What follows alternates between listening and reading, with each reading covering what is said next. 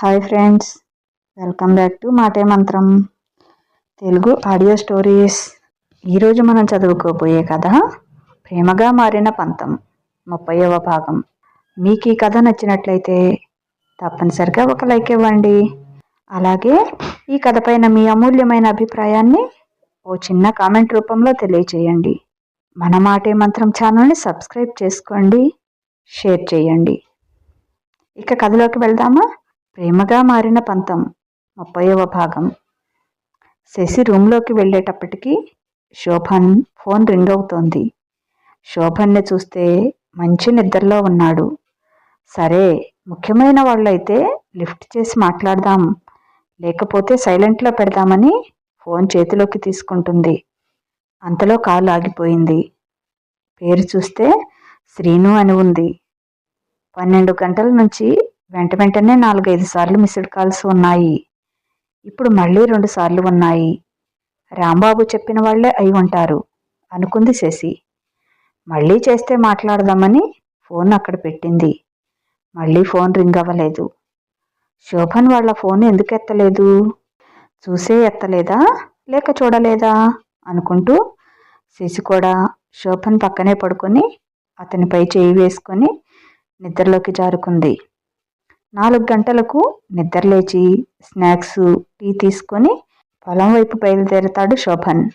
నేను కూడా వస్తాను బావా, ఇంట్లో ఏమీ తోచటం లేదు అంటుంది శశి. సరేరా అని శశిని కూడా బైక్పై ఎక్కించుకొని షెడ్ల దగ్గరకు తీసుకొని వెళ్తాడు. అక్కడికి వెళ్ళగానే రాంబాబు పరిగెత్తుకుంటూ వచ్చాడు శోభన్ దగ్గరికి. అన్నా అని ఏడుస్తూ. ఏంట్రా, ఏమైంది? అలా ఏడుస్తున్నావు ఎందుకు? ఎవరైనా ఏమైనా అన్నారా అన్నాడు ఆదుర్దాగా శోభన్. ఏమైంది రాంబాబు, ఎందుకు అలా ఏడుస్తున్నావు? ఒంట్లో బాగాలేదా అంది శశి వాడి నుదుటిపై చేయి వేసి చూస్తూ ఆతృతగా. మామూలుగానే ఉంది. బాగా ఏడ్చినట్లు వాడి మొహం, కళ్ళు వాచిపోయి ఉన్నాయి.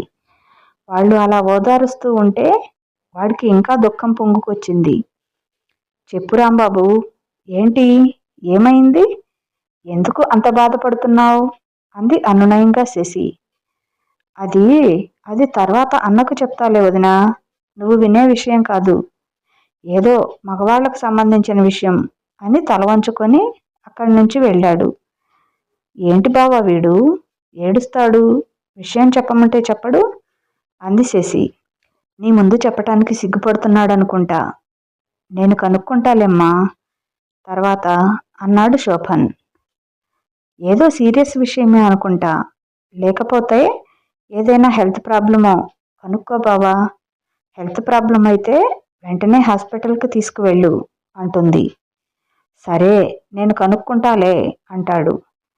కాసేపు అక్కడే ఉండి ఇదేమిటి, ఇదెందుకు, అదెందుకు అని అన్నీ అడుగుతూ పరిశీలిస్తుంది శశి. ప్రోడక్ట్ వస్తుందా బావా అంటుంది. వస్తుంది శశి, మనమే సొంతంగా ఎరువు తయారు చేస్తున్నాం. సేంద్రియ పద్ధతిలో పై మందులు, పురుగు మందులు కూడా తయారు చేస్తున్నాం అని చెప్పాడు శోభన్. పెద్ద ఎత్తున పెట్టాను కదా, ఇక్కడికి చాలామంది వచ్చి చూస్తున్నారు. మా పొలానికి తగినట్లుగా మేం కూడా ప్రకృతి సేద్యానికి ఏర్పాట్లు చేసుకుంటాం అంటున్నారు. నాకు సంతోషం వేసింది. మనల్ని చూసి కూడా ఇంకొంతమంది ఇన్స్పైర్ అవుతున్నారంటే ఆ ఫీల్ వేరే లెవెల్ అన్నాడు సంతోషంగా. ఈ సంవత్సరం మాగాణి మొత్తం పూర్తిగా సేంద్రియ వ్యవసాయమే. అలాగే కూరగాయలు, మొక్కజొన్న కూడా పూర్తిగా ఈ ప్రకృతి సేద్యంతోటే సాగు చేస్తున్నాం. రేపెప్పుడైనా ఖాళీగా ఉంటే నేను ఆ తోటల దగ్గరికి తీసుకువెళ్తాలే అన్నాడు. అలాగే బావా, ఎల్లుండి ఎమ్మెల్యే గారు వచ్చి వెళ్ళాక ఆఫీస్కి వెళ్ళను, ఆ రోజు వస్తాను అంది శశి. 2 రోజుల నుంచి వెళ్లకుండా మళ్ళీ ఎల్లుండి కూడా మానేస్తావా? అమ్మకు కష్టం అవుతుందేమో, తర్వాత ఒకరోజు తీసుకువెళ్తానులే అన్నాడు. ఓకే, సండే ఖాళీనేగా, ఆ రోజు వెళ్దాం. అత్తయ్య గారు కూడా వస్తారేమో అంది. సరే అయితే అమ్మని కూడా అడుగుదాం, వస్తుందేమో అన్నాడు శోభన్ కూడా. సరేమా, చీకటి పడుతుంది, ఇంకింటికి వెళ్దాం పదా అని ఇంటికి తీసుకువెళ్ళి వదిలిపెట్టి ఇంట్లోకి వెళ్ళేసేసి నేను వెళ్ళి వాడి బాధ ఏంటో కనుక్కొని వస్తాను అన్నాడు నవ్వుతూ. ఏదో సీరియస్ మ్యాటర్ లాగే ఉంది బావా, కనుక్కొని వాడి ప్రాబ్లం ఏంటో సాల్వ్ చేయి అంది శశి. మళ్ళీ షెడ్ల దగ్గరికి వెళ్ళాడు శోభన్. రాంబాబుని పిలిచాడు. రాంబాబు వచ్చి ఏంటన్నా అన్నాడు. ఏంటేంట్రా ఇందాక ఓ బోర్మని ఏడ్చావుగా, ఎందుకు అని అడిగాడు. అదా అన్నా, నిన్న మీ ఫ్రెండ్స్ వచ్చారన్నా, నన్ను ఇష్టం వచ్చినట్లు తిట్టారు, కొట్టబోయారు అని చెప్పాడు కళ్ళనీళ్లతో. ఇక్కడికి వచ్చారా? నువ్వేమైనా అన్నావా? తిట్టటమేమిటి, కొట్టబోవటం ఏమిటి, ఎందుకు అన్నాడు. ఏం లేదన్నా, అన్నలేడు, ఈరోజు రాడు అని చెప్పాను. నీకు ఫోన్ చేశారు, నువ్వెత్తలేదు. నన్ను చేయమన్నారు, నేను చేయను అన్నాను. ఇక్కడే కూర్చొని మందు తాగబోయారు. నాకు కోపం వచ్చి ముందు ఇక్కడి నుంచి బయటికి వెళ్ళండి, ఇక్కడ తాగితే బాగుండదు అని చెప్పాను. అందుకని ఇష్టం వచ్చినట్లు తిట్టారన్నా. కూలీ ఎదవ్వి నువ్వు నువ్వు మమ్మల్ని అంటావా అంటూ కొట్టబోయారు కూడా. అప్పుడు నేను ఇక్కడి నుంచి వెళ్ళకపోతే పెద్దమ్మ గారితో చెప్తాను అని అన్నాను. అప్పుడు వెళ్ళారు. మళ్ళీ మధ్యాహ్నం నీకు ఫోన్ చేశారంట, నువ్వు ఎత్తలేదంట. ఏం చెప్పావురా వాడికి? నేను ఫోన్ చేస్తే వాడు ఎత్తట్లేదు అని అమ్మనా బూతులు తిట్టారన్నా నన్ను. అందుకే నాకు ఏడుపు వచ్చింది. వాళ్ళు నీ స్నేహితులు, వాళ్ళని నేను ఎదురు తిరిగి తిట్టలేను కదా అన్నా. అక్కడికి నేను చెప్పాను, అన్న నన్ను తమ్ముడిలా చూసుకుంటాడు, మీరు నన్ను ఏమైనా అంటే ఊరుకోడు అని. వాడినైనా అంటాం, నువ్వు లెక్కేంట్రా మాకు అని ఇంకా తిట్టారన్నా. నువ్వు మంచివాడు అన్నా, అలాంటి అదవులతో నీకు స్నేహం ఏంటన్నా? వాళ్ళు ఇంకా తోట దగ్గరకు కానీ షెడ్లు దగ్గరకు కానీ వచ్చేట్లయితే నేను పని మానేస్తానన్నా. అట్లాంటి అదవులతో మా అమ్మని అక్కల్ని బూతులు ఎక్కడ తిట్టించను అన్నాడు వాడు కళ్ళనీళ్లతో. వాళ్ళు నీ స్నేహితులని నీ మొహం చూసి ఊరుకున్నామన్నా. మేమందరం కలిస్తే ఇందాకే వాళ్ళంతా చూసేవాళ్ళం అన్నాడు రాంబాబు కోపంగా. నా స్నేహితులైనా ఎవడైనా కానీ అలా మీ అమ్మల్ని అక్కల్ని తిడుతుంటే ఎందుకు ఊరుకున్నారా? పాడేసి బాధాల్సింది, ఎదవలకి బుద్ధైనా వచ్చి ఉండేది అన్నాడు శోభన్. ఏమో అన్నా, నువ్వు కూడా వాళ్ళు వచ్చి పిలవగానే మొన్నకో రోజు నిన్న వాళ్ళతో పాటు వెళ్ళావుగా, అందుకే వాళ్ళు నీకు దగ్గర దోస్తులేమో అని మేము ఏం చేయలేకపోయాం. లేకపోతేనా అన్నాడు కోపంగా. నువ్వు తాగిన విషయం వదినకి తెలియకూడదనేగా వాళ్ళతో వెళ్ళిన రోజు ఇక్కడే పడుకుంటున్నావు. అందుకే ఇందాక వదినమ్మ ఉందని చెప్పలేదు అన్నాడు రాంబాబు. సర్లేరా, ఇంకెప్పుడు వాళ్ళు ఇక్కడికి రారు. నేను కూడా వాళ్ళ దగ్గరికి వెళ్ళను.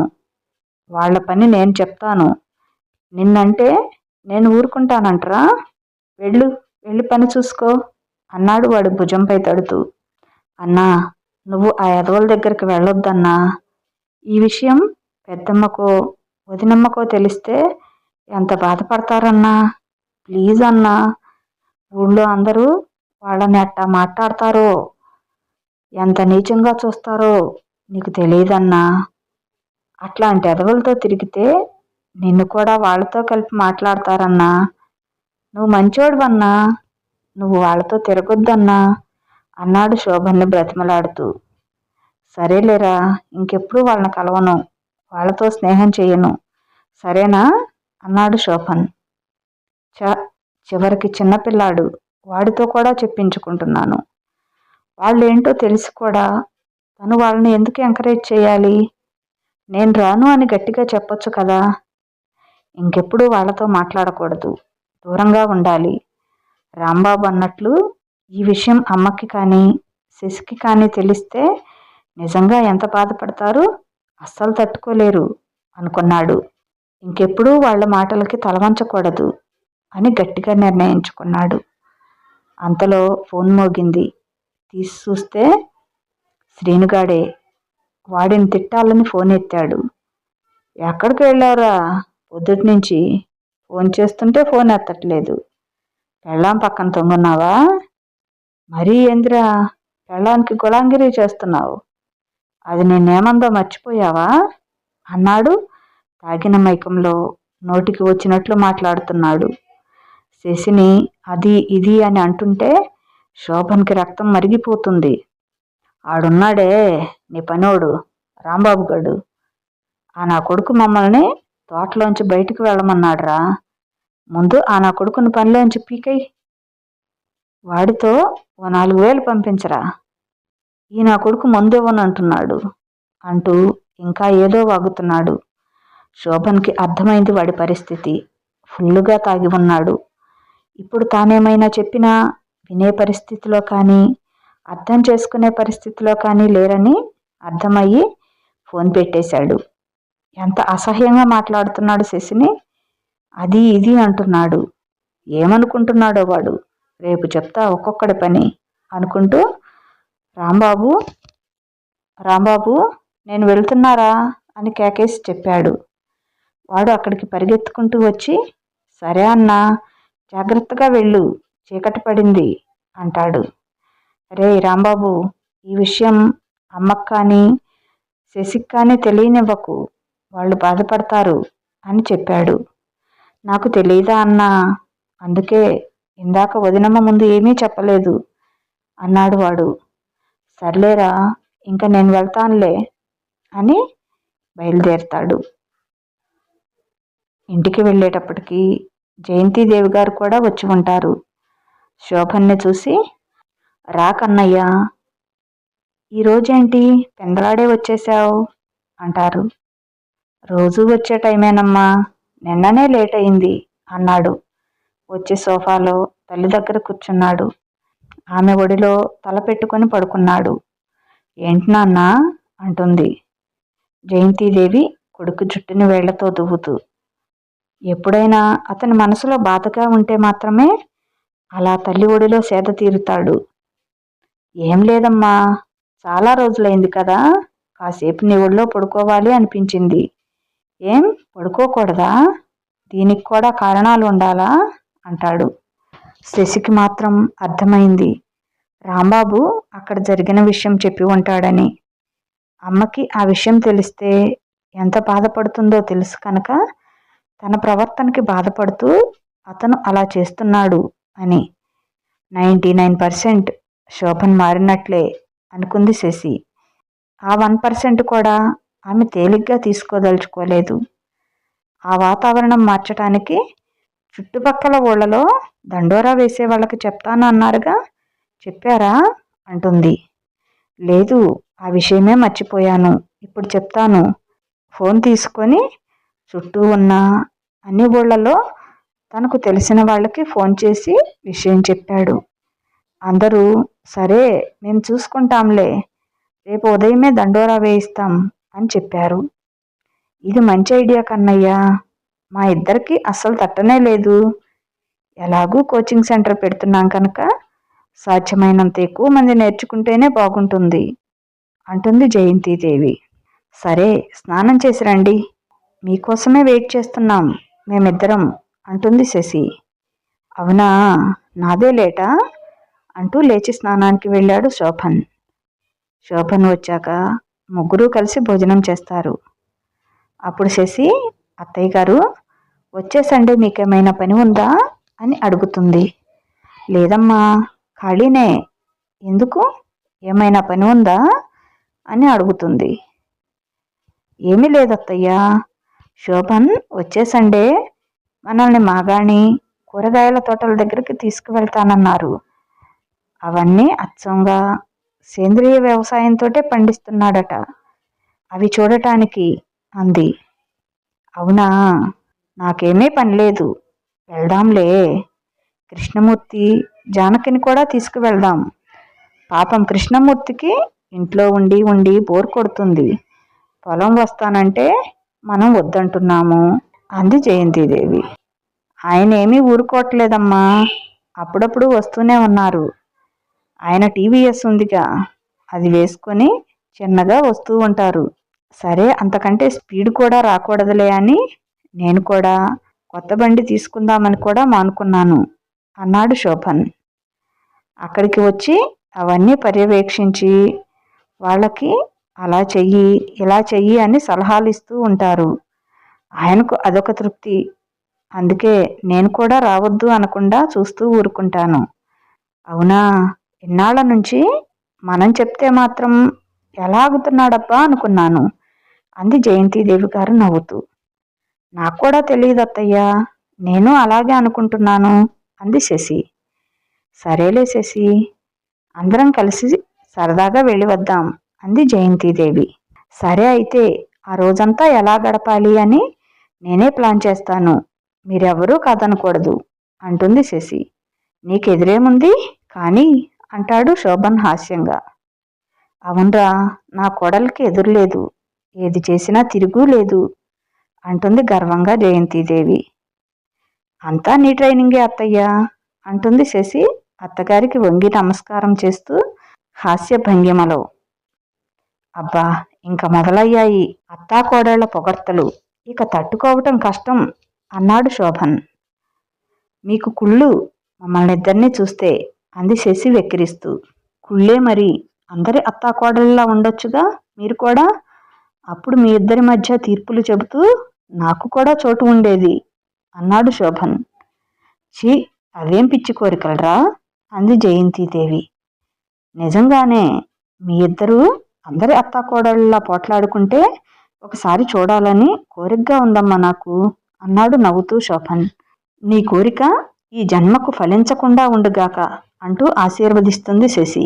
ఛీ వెధవ, పిచ్చి కోరిక నువ్వు అంటూ కొడుకు నెత్తిన ఓ మొట్టికాయ వేస్తుంది.